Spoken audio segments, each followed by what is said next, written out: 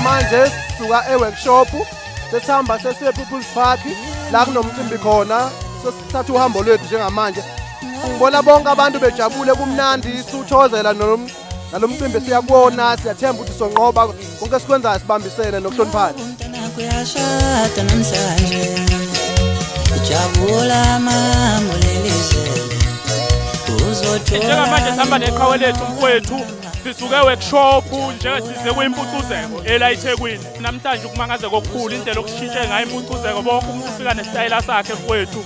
Njengoba wonke nje amaqhawe abantu ehamba ngeenyawo emgwaqeni nathi siseyi-Blue Nation sivala imigwaqo njengamanje sibheke khona. wajabula wakeyo baba wakhe ugumede mkhwenyana yena nosebenzile